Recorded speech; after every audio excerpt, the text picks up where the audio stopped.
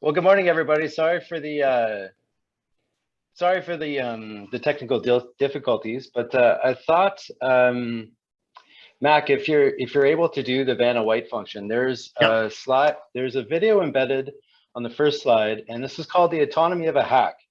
It is put on by Cisco to give them props, and I think it kind of just frames everybody into the world of what we're about to be talking about. And if we could watch it, that'd be great, Mac. Okay.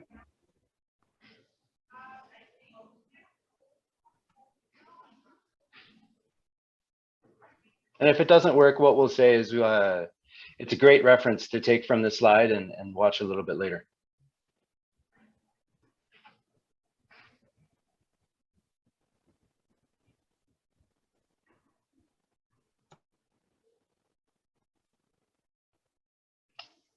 Is it going to work, Mac, do you think, or should I just move on?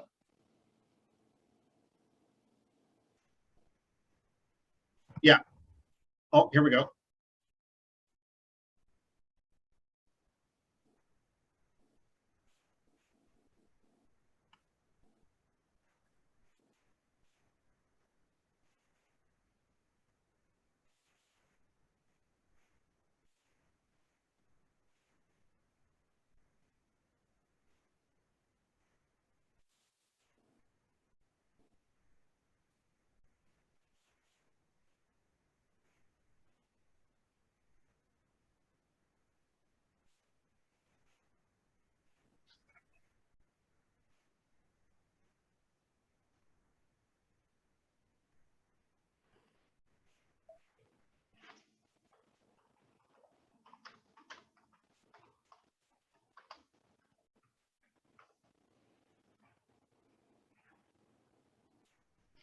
Well, I think for everybody's time, what I'll do is I'll keep talking, and if Mac is able to figure it out, that's fine. But generally for cybersecurity and how we're working in the current environment, our ability to conduct business in Canada, especially in the municipal world, depends on computer equipment and networks to store valuable data. And this includes client data for third parties, like vendors that are participating in your municipality for doing work, your employee information, your intellectual property, and also your legal communications and financial communications between departments. These are all stored on your internet technology, information technology systems, and it's pretty vulnerable given the current state of the Internet of Things. And more than ever before, it's been exposed to data breach for Canadian municipalities. I know that in the news, it's come up recently about successful defenses of malware attacks and ransomware, in some cases not so successful. So we're all aware of what's going on in the world with data breach as of right now. And to define a data breach occurs when information is lost or stolen or accidentally made public. And this can be done through a numerous amount of functions. So Mac, are you still there? Yep. Yeah, okay. I'm still here, still trying to, I was trying to get the video, so sorry. I was trying to get the video, still trying to get the video, so let's go. Yep, what slide would you like me to go to? Sure, we can go to the past and the present, which is slide number 3. There you go. Yeah, so to get back on track for the slides, thanks for that, Mac, I appreciate it. As we all can see, the days of paper are ending. To do business, to communicate across various levels of government, to communicate with your peers, especially in a remote working environment, paper is just not going to cut it. There needs to be access to information, and therefore there needs to be a system that holds that information. So at this point, we're moving into technology, and there's a vast amount of computer technologies with expansive software capacity. Now, when I say that, you kind of think about what would be that on my system.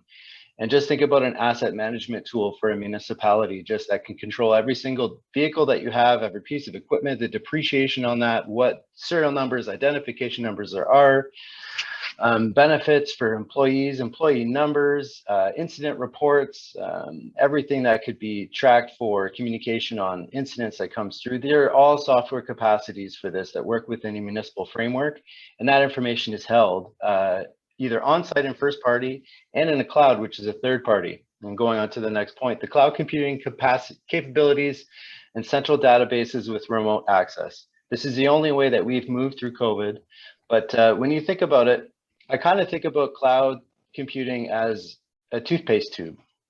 Once you have the information into the cloud, just like a toothpaste tube, it's hard to get it back in. So when you squeeze a toothpaste tube, the information is there and it's gone. The toothpaste is out. It's hard to get it back when you're a municipality and you share with that third-party service. But at the same time, if you have robust processes in place, at least you can understand and work with your vendors to make sure that the data is kept safe. Another thing that's coming around with technology, especially in this remote working field, is what I'm doing now. Because I had technology issues, I'm working from my phone. I'm working from my personal phone, which is not owned by my company. And this is the same thing with municipal employees bringing portable devices in your own device. So your own cell phone, your own computer, your own laptop, your own tablet. They all have their own back-end security issues that we all just have to be a little bit wary of and understand that they participate in the Internet of Things. Paperless document management and flow through between departments within a municipality. It's something that is facilitated by technology. And then electronic communications, email and texting. You know, email is growing to be one of the leading, well, it's not growing, is the leading way that all of us communicate together. Texting can be used and it can be used offline and in a personal realm, but most companies that I work with are coming to a position just like ours where you're able to embed your text within your information technology system, and just making sure that everybody knows that this is what is going to be coming forward. Electronic payments and billings, this is something that is coming along with the Internet of Things, and data portals, which are very important. So data portals, in my world at least, we connect to third-party systems that are able to share the data, store it in a cloud in a secure way, and I'm sure that you do that within your municipal functions as well. When you think about the present and what the technology of things is as well, is that you've also got to think about what is going to happen 10 years from now. And this is sort of the framework of where I choose to put most of my clients in, is if you're behind the curve now on cyber and the security of your data, what exactly is going to happen 10 years from now? You're looking at quantum computing coming in, you're looking at automation, and you're looking at different technologies that if you look backwards 10 years in the past, we didn't know that Zoom was going to be the thing that it is. We didn't know that the advent of the cloud was going to be as developed and robust as it is. So it's something to also think about when you start thinking about your data security strategy of planning for the future so that you're not caught behind the whole time. We can switch the slide, Mac. So when I go back to the definition of what is a data breach, it's when information is lost, stolen, or accidentally made public. We just did a framework of some of the technology assets that we can use to store data, transmit it, and share it. And generally, when they're breached, here is the 4 leading things or leading events that have caused data breaches in the past year. So we're looking at extortion and ransomware. Extortion and ransomware, I have a slide later on about ransomware, but I'm sure that most in the group know what a ransomware event is. But to simply explain it, a ransomware event is where a malicious party is able to lock you out of your data and demand a ransom and encrypt your data until that ransom is paid. Now, for this set of the presentation, I'll be talking about an uncovered situation where you do not have cyber insurance, as some municipalities choose not to carry it and some do. What I would say is in the uncovered ransomware world, there is a great exposure to your employees on their time as well, because when you have no facility to respond to a ransomware as well, everybody's running around trying to create a solution out of nowhere. And generally without the technical expertise, it doesn't really go well. So in that case, data can be presented to the public that's not supposed to be. It can be lost. You can also pay them and then things can go wrong and you could lose the money that you have to move over. And usually that payment is in a non-monetary currency. So it is in a Bitcoin, or is it in Ethereum, or is it in any other cryptocurrency? So moving on, there's business email compromise. And generally ransomware and business email compromise pair together. Usually the way that a malicious party gets into your IT system is to present malware or to present a link. And they usually prey on employees to get them in there. If the video is possible to see, you'll see how this kind of happens very easily. And business email compromise is a gateway into an organization's data, which is incredibly expansive. When you have how people write their emails, when you understand how they transact and work within an organization, you're able to do as the malicious party. They're able to actually compromise more information that you really believe. They're able to find files. They're able to mimic people within the organization and find portals or passwords into more information. And then at this point, they're able to kind of build a mastermind sort of strategy on how to extort you in the end through a ransomware. The third thing that's leading all the risk exposures currently is funds transfer fraud. Funds transfer fraud is also born out of being compromised and the hacker or malicious party having the availability to mimic you for a third party. So in the case of a municipality doing a funds transfer fraud for a payment for, say, work that's been done through an RFP to a contractor or a vendor or a proponent, this malicious party is able to fake that third party, and they're able to do a phishing attack on you where they're able to pretty much bring forward a faulty bank account and ask you for the transfer of funds to that bank account. In the case that those funds are transferred and there's no secondary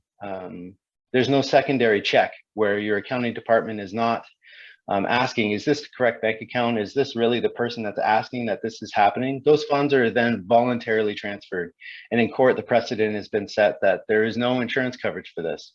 So at this point, funds transfer fraud is a very risk management based type of protection that really needs some focus, because when you're thinking about transferring $25,000 of taxpayer money, if it goes away, there's going to be an audit problem. There's going to be different issues that arise. The fourth thing that's leading to the risk exposures that are currently happening is employees. People within an information technology system still do have a lot of power to generate places where information goes, how information is shared, how information is input. So the theft or making public of confidential information, deliberate data destruction, accidental emails containing confidential information or defamatory remarks. These are happening, and what ends up happening is it creates an exposure to the municipality on two different levels. The first party level, where there's a possible detriment to the municipality and their function of working within the data system. And then the third party, which is in the case that it's made public, is anybody going to be coming back against municipality for, say, libel and slander if something was made online or a comment that was made by an employee online and faulting? So there's lots of exposures that our municipalities are facing currently from both sides. Mac, I can change the slide too, if you can, please. So going back to ransomware, ransomware is one of the leading ways that municipalities are being infected, and also all business clients on the private side. It is something where effectively the malicious party is able to bring the organization to their knees, and without proper guidance from a professional that's able to speak with these malicious parties, because they're known just like any other business. When we talk about the Googles or the Amazons of the world, also within the malicious hacker world, those entities are known. So when you work with an insurer, what ends up happening is the people that are coming through to assist you in this case, they're able to contact that party and possibly negotiate a lower ransom or the safe release of your data or unencrypting the files that have come through. In an uncovered space, this is where it gets really messy, because at that point, if you don't know who you're talking to and you don't know what you have to do, the who, what, where, when, why becomes very difficult. And ransomware is definitely something that when it's triggered, there's a lot of panic. There's not a lot of direction. From a risk management side, it's very rare to see organizations that have a preset determination of what to do and when to do it to protect themselves when a ransomware occurs. So it becomes a very dangerous thing for all organizations, but in the municipal world too, there tends to be a trickle-down effect when a ransomware happens, and it's something that is paid, is also the staff. There's computer outages, there's departments that can't do what they need to do, and sort of the whole system of how the municipality can work and is working tends to break down. Mac, please change the slide. So before we talk on what is available on the insurance side to purchase through cyber liability coverage and what to do for the risk management side, it's important to have some reflection on on where your current system is and where your risk management is and what your municipality can withstand. So can your municipalities withstand 6 to 8 weeks of computer outages? And how would that affect the revenues that are generated for the municipality? How would that affect your reporting? How would that affect your processes? In the case of a ransomware occurring, do you have a cryptocurrency broker on speed dial? You know, how are you going to find the Ethereum or the Bitcoin that's required to pay a ransomware that is uncovered? Can your budget afford the emergency services of a legal team specializing in privacy and digital law if your information of the municipality is breached? In the case of trying to bring on these specialized legal services, they are not inexpensive. And the same with IT forensics experts. Do you have a connection to that? Do you know what they are or where to find them? And this is something to think about within your risk management strategy. Also, the worst of the worst for a breach of a municipality is also the public relations side of things. If a breach occurs and it was highlighted in local, regional, or national media, could your reputation rebound? How would that look for your tourism industry? How would that look for your participation with other municipalities in shared agreements? And do you have the funds to repair that reputation? So these are sort of the things to kind of look at what could possibly happen in the worst case scenario, and could your municipality withstand that? The further questions on some of the things that come across my experience in dealing with cyber insurance is also budget, and how much can a municipality actually spend on its IT security? What are the risk management tools it can input that are effective, but also within a budget? Is there any sort of internal controls? Do we know what our employees do? Do we know what they do with their cell phones while they're connected to our system? And then another trigger is, do you have multi-factor authentication in place? Multi-factor authentication, for those that don't know, is a check and balance for an unknown party entering into your IT system. So if you think about signing up for sort of like an app like Google Email or Amazon, just in a general sense, and you receive a text with a number that says, you know, this is you, can you please enter this number to verify your password?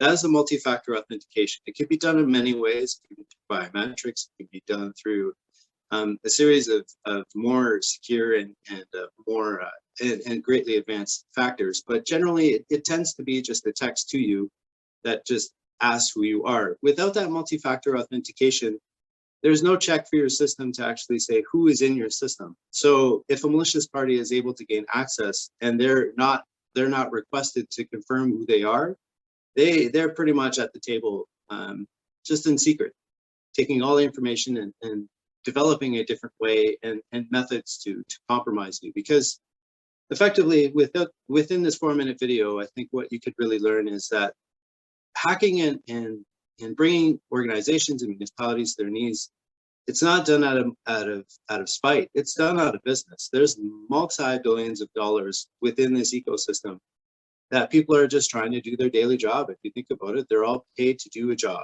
A malicious party develops code and they're paid for that. There's parties that are made to phish, they're paid for that.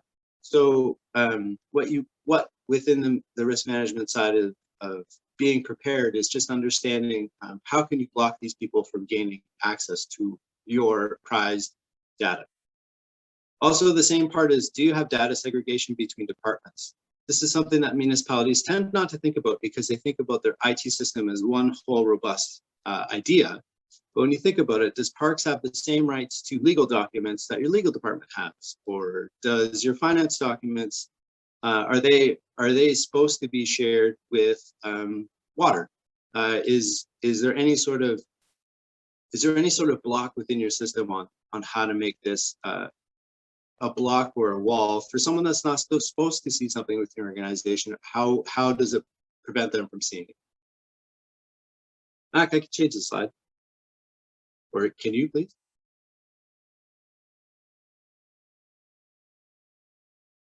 So can we go back one? So now that we've had some time to reflect on sort of where your municipality is at within your cyber risk management framework, the cyber insurance market, it's a product that's here to help you. But I think within the current scenario or the current situation of where cyber insurance is and municipalities, I think there's a little bit of history that needs to be shared. So prior to 2020 and the COVID-19 pandemic, cyber insurance was something that was very easy to obtain. I've been providing this product for over a decade. And in the early days, I had to explain what the risk was, explain the coverage, explain the wordings and the pricing within, a 15-minute window to gain people's attention. Now that's not required. And what occurred prior to the pandemic was effectively, cyber insurance companies bringing on lots of risk and giving a lot of coverage to individuals or companies or municipalities that may not have the proper risk management behind them. And it built up this robust level of insurance with not a lot of risk management on the back. When you go to the COVID-19 transition to rapid remote working, so on the sudden shift to remote working, it exposed significant security deficiencies across all industries and jurisdictions, but primarily too in the municipal world, it exposed the deficiencies in security for multi-factor authentication, for no segregation between departments. So what ended up occurring is obviously a large amount of claims. There was a significant amount of ransomware targets that included third-party vendors, direct targets, and it pretty much went from an ecosystem where there wasn't a lot of claim activity to, loss ratios of 500%, where it's effectively unprofitable to do business. So with that steady increase in claim frequency and severity, there was a pretty quick shift to the underwriting transition for insurers to focus on things beyond revenue and the number of employees and volume of data held. This was sort of like the three large information points to actually to bring out an insurance program to a municipality and other in business. And what they're now focusing on is cyber risk management and the implementation of enhanced security measures such as multi-factor authentication, disabling remote desktop protocols, which is again an unchecked way to access your server from a secondary location. Also providing anti-fraud training to employees to educate them on what is malware, what looks like malware, and how to identify what not to do within the system that you're operating in. So with this drastic shift in claims and the focus on the internal security of the client when they're trying to price out the actual coverage, cyber liability insurance completely rose in premium to a staggering event in 2021 and 2020, where the market effectively hardened, where insurers were either reducing their exposure and actually leaving the market or changing the policy to a significant event. So deductibles increasing from $5,000 or $1,000 to $25,000 or $50,000, or just not even renewing terms. And the thing about municipalities, they are considered high risk because there are so many factors into their their information technology system, where there's so many people that have access that it's hard to control all the factors that go into a municipal system. So without that being in place and without robust risk management protocols in place, insurance right now is very difficult to find for municipalities. You can go to the next slide, Mac. So within the risk transfer side of things, when you purchase a cyber liability policy, effectively what you're doing is you're taking the risk that you cannot control internally, and you're moving it to an insurance company to pay you in the worst case scenario occurring. The main point on this slide is every cyber liability policy the same, and the direct answer is no. Each insurer has their own risk tolerance and their own contracted services on how they can assist their clients when a claim is actually triggered. Now, how a claim is triggered are the wordings within that policy. You may look at one and the other, and this is sort of where the title of the presentation comes to. And this is where you have to rely on your insurance representation to really get into the nitty-gritty of what the document is. Insurance is words. If you don't purchase the right words, then what are you purchasing? So at this point, when you look at a cyber liability policy, when you're going through your RFP process for insurance, it's one thing to just say, what is the price for cyber liability? But at this point, it may not work for you as the wordings are different. The purchase of cyber liability on the wording side, I think highlighting it, going down to one of the points, is name perils versus broad type coverage wordings. So name perils is a very simple type of policy in the cyber world where there are direct events that are covered, and they're only covered if that occurs. And then there's broad type wordings that say, well, we'll cover you for this, and their coverage wordings are very, very comprehensive, and they define what they won't do in the exclusions. If you look at one of these policies from just the front page that says, what's your limit of liability and the price, these policies can actually be priced the same, but work very differently. The other thing too is when you look at choosing a cyber insurance product is what are the claim services that are included with that product when you purchase it. Claim services, generally on the AAA tier of insurers, what that includes is an internal risk management division that's able to respond to your claim immediately. So rather than bring it out to a third party or contracted service, what they're able to do is contact your primary delegate of information directly and work through the claim as it is occurring. So in a ransomware situation, generally this is something that is priceless for the organization because you're able to communicate directly with the insurer that's going to be assisting you with indemnification in the end, in the payments. The other thing that's definitely something to look at is the jurisdiction of coverage. If you have a policy that is not meant to operate in different jurisdictions away from Canada, for example, the United States, you may run into a problem. When third-party data is shared and you move things to a cloud, where is that data stored? That is also an important thing to think about too, is where your data ultimately rests. Is it in Canada? Is it only in Canada? What parts of it are where? These are things that need to be identified so that you can properly make the selection for your vendors, but also understand what your insurance policy will do in the worst case. Claim triggers are also important. Generally, most insurance policies are moving to a discovered during the policy term and away from a true claims made basis with a retroactive date. Claims made basis policies, in a nutshell, are policies that need to be active at the time of a claim being discovered. In the case that you move insurance companies, there may be a retroactive date required that brings coverage back for the new insurer back to the original date that you purchased the coverage. It's a very technical thing that pretty much outlines the fact that this policy requires you to have your paperwork in line and have your risk covered backwards, where some insurance policies in the cyber world now are going discovered during the policy term. So when you bind this insurance policy, what ends up happening is they ask you the questions of, did you know anything prior to the date of requesting coverage? These are two different, these are two important things to understand when your coverage actually begins. Because if you move insurance companies and change your cyber policy, in the case that this isn't sussed out, you may lose coverage for prior events. Also, another thing to look at is extortion and ransomware. And is it paid in the name of or reimbursed? So ransomware, when it occurs, what ends up happening is the insurance company, in some cases, will have to approve that the ransom is paid, and then that triggers a separate policy action.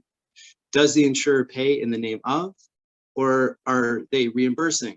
When a policy reimburses a client, what ends up happening is that client has to find the funds to pay the ransom first. So obviously you can see in some cases with budget and funds that are available to municipality, this can be a very tricky thing to do. And also in the name of, that policy will pay directly in the name of and not require you to receive the funds and pay the malicious party. One point that I forgot on the slide when I was creating the slides is also co-insurance. Co-insurance is becoming a very prevalent thing for insurers to place on an insurance policy now with weak security protocols in fact. We do see it in the municipal world quite a lot. And what it means is that in the case of certain claims occurring, primarily extortion and ransomware, what the insurer is saying if they apply co-insurance factor is that they will only pay 50% of the limit that's available to you under the policy after your deductible. So what it does is it greatly reduces the amount of indemnity the insurer will pay and will up the risk to the municipality. In the case that you have a policy or you're quoting a policy, you're reviewing a policy with this present, it's definitely something that needs to be reviewed and worked on. There is a way to move across co-insurance and work with the insurance company to remove it from your policy and reduce the risk to you financially. Back definitely on the next slide, please. So effectively for the risk transfer and your insurance program, you know, you get what you pay for, and the lowest price policy shortfalls are there for sure. You can see the price of the cyber liability policy, but the way that it works and it operates within its framework and its wordings is very different. In the current risk landscape,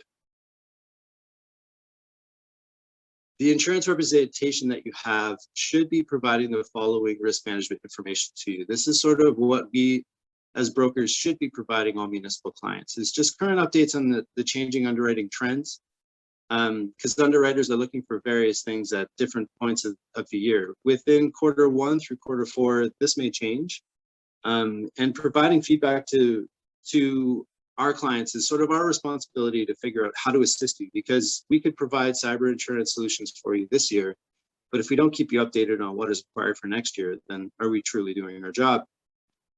Feedback on potential solutions when coverage is declined. So in the case a municipality is not able to receive coverage for cyber, or you're only able to receive a basic type of policy, what are the risk management tools that you can use to pretty much protect yourself from a potential loss being uncovered? And also, how do you move from having weak wording coverages to stronger wording coverages? This is something that your insurance representation should also be telling. And then also the last one is acting as a resource for developing trends in internal security. At this point, with the availability of different vendors and software, the insurance companies that we work with definitely provide feedback on what is working and what is not. So having that internal information from us and passing it along to our clients is imperative to make sure that municipalities are ahead of the curve in making sure that you can acquire cyber liability insurance and also do it in a framework where it's not over budget. Next slide, please. So the perceived barriers and solutions to risk transfer and purchasing insurance is the application process. This is something that your insurance provider needs to be, and your broker needs to be definitely involved with. The applications that are required for securing a quotation for cyber liability coverage are immense. Usually they tend to be 12 to 15 pages long, just because of the exposure that's out there. Now, when you think about that sort of risk and real-time evaluation of the potential loss for an insurer, their risk acceptance and the premiums that are charged are directly correlated to the risk management of the municipality. If the municipality can't perform well on the risk management side and doesn't have the security protocols in place that we've gone through previously, it's one of those things where the premium will be a barrier to actually purchasing the product. The other perceived barrier that comes across my desk a lot is just it won't happen to me. It hasn't happened yet. This is kind of dissolving away as time goes on, as more people are hit with ransomware and different technological sort of claim occurrences. But I think the one thing to communicate is that it's going to happen to everybody. It's not just going to happen to the specific few.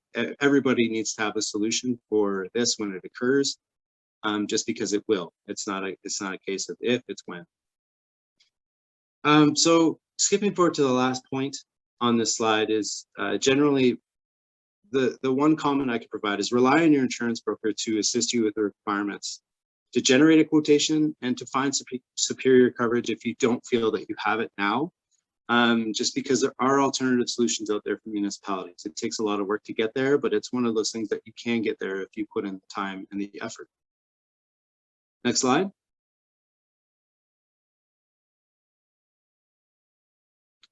And that's it for the actual presentation. Sorry for the technical difficulties at the beginning, and the video, I do recommend taking the link. But if you have any questions on your cyber liability policies or options for coverage, here's my contact information, and please reach out at any time. And that's the presentation.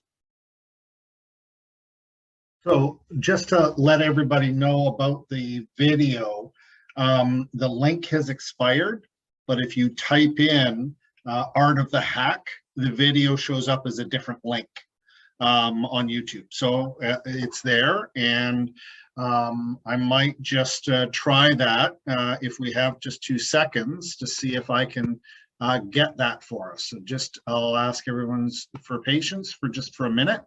But while I'm finding this, I'll just, there was a question, Chris, somebody would like to know your mother-in-law's or your mother's maiden name and where you were born, and do you have a pet? So is this someone trying to get me to be fished right now? That's it, apparently, yes, Art. Generally, yeah. So these are questions that come out that are pretty easy to identify if something is coming out as sort of a malicious party trying to get information on you. There's a funny Jimmy Kimmel skit that is online that I believe it's just asking pedestrians in the street what is their password, or trying to figure out what their password is. And it's amazing how easy it is to actually to bring out information in people. You know, I'm a pretty sharing individual, but you know, what is my mother's maiden name? You know, it's one of those things where I could just be blah, blah, blah. And then that's the key to the hack that occurs. So I'm not sure who asked that question, but I think that's pretty brilliant. That's pretty funny. Okay, so here we go. And so I have got my volume to the maximum. And I am, so if you can tell me, Chris, if you guys can see this in just a moment, please.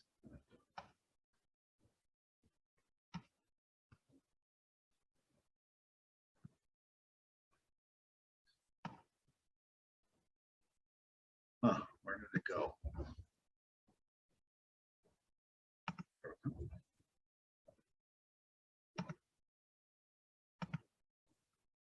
Ah, there we go.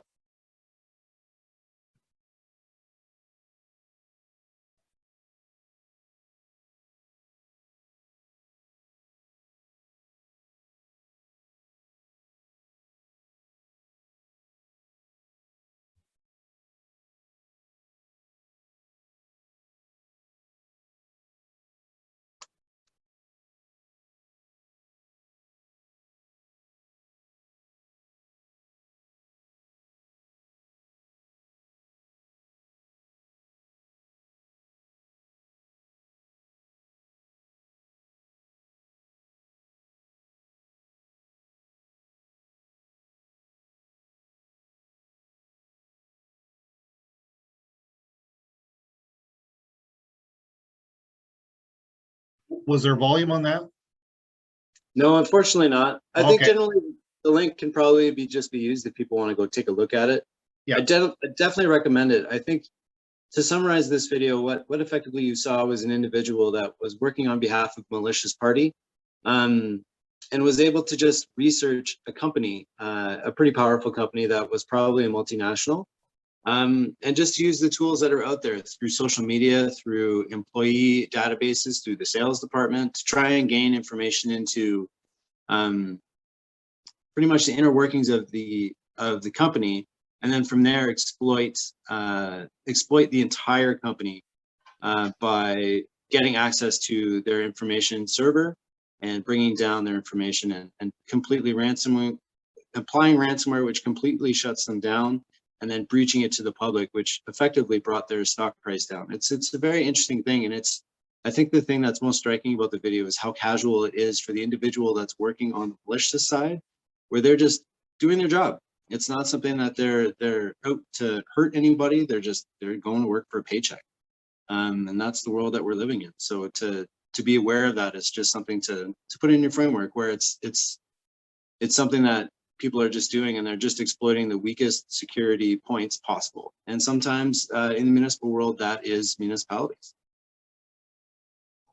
Now, I think you mentioned during your presentation that there are companies that can be hired to come in and assess municipalities or businesses' cyber liabilities. So can you just maybe expand on that just a little bit? And if you had any idea, you know, a mid-sized municipality, what the cost would be for them?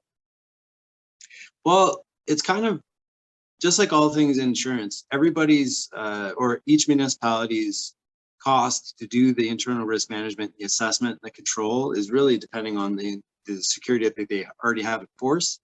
But there are third parties that you can come in that you can hire, and they do an audit of the security measures that you have in place, whether the systems are working or not. They're able to do non-intrusive sort of online scans of your presence online to see if there's any links into your internal system from there as well, and generally give you recommendations on programs and processes that you can implement.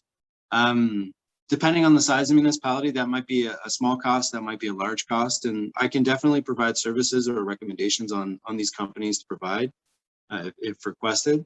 And it is just something that is it's kind of akin to just getting a review or a study done on, say, redesign of a civic space.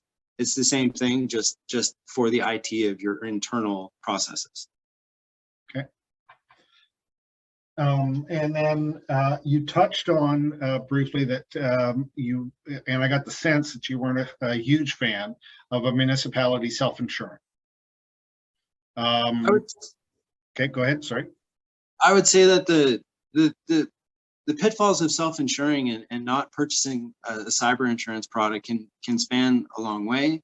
Usually the cyber insurance liability limit that you're purchasing is not at the same level of the municipality. Just understanding how municipal programs work and the level of general liability that can be provided. But generally, when you're talking about a financial space where a large ransomware occurs, you know, what's stopping the malicious party for asking for $1 million to $2 million worth of indemnity, right? Not indemnity, of just a ransom. And in the case after that occurs, if the municipality pays it, what is going to happen after? If that data is released, is there anybody that's going to bring back a legal action against the municipality? There's requirements under the Bill S4 for the privacy protection of individuals.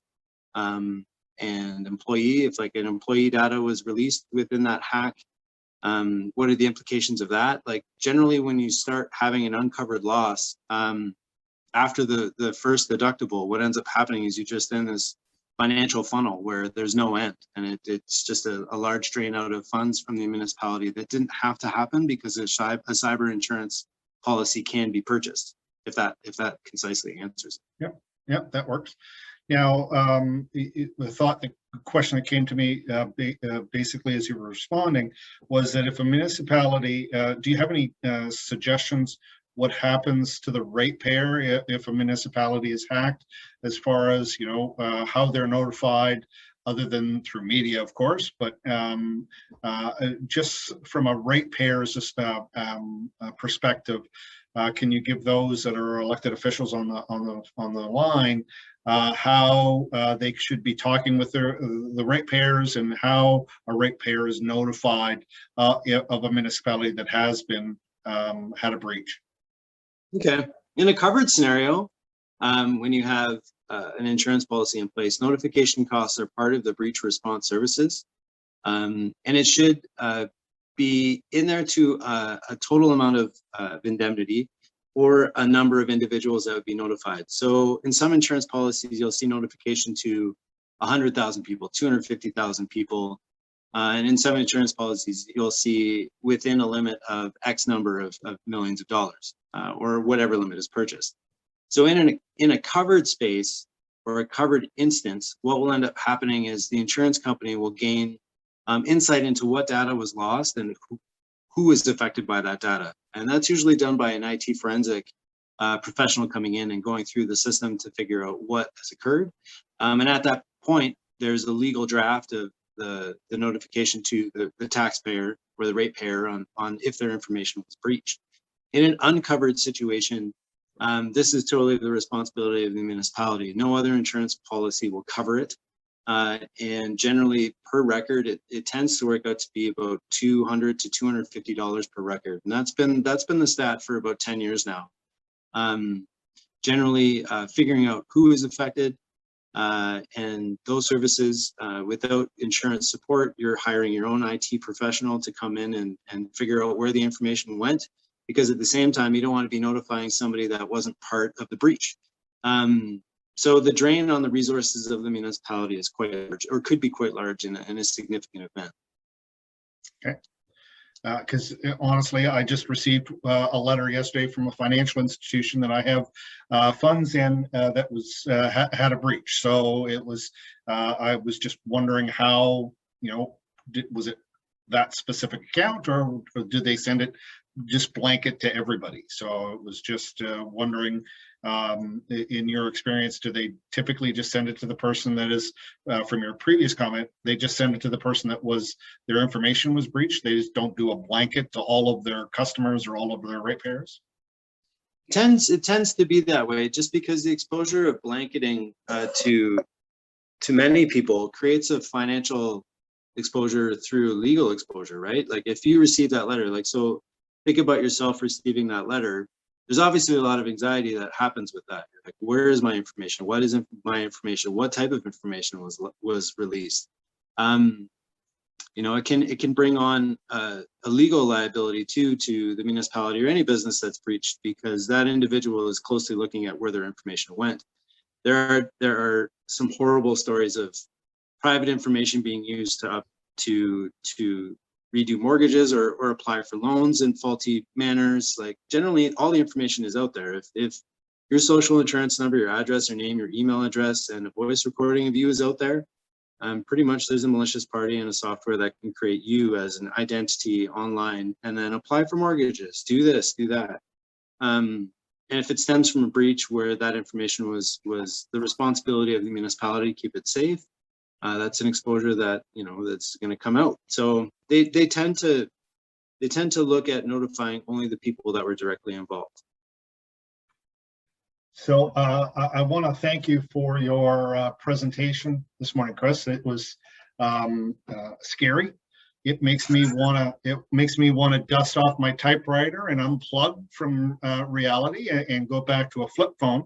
But the fact is that the reality and our citizens and our ratepayers want information from a municipality. They want to know when the garage sale is. They want to know when their recycling is going to be delayed. They want information from municipalities, so they're asking more of municipalities, and so that means more data is out there. So presentations like yours, presentations like Intact Insurance at the FONOM conference are important for municipalities to keep learning more about and be cognizant that there are people like the hacker that's in the autonomy of a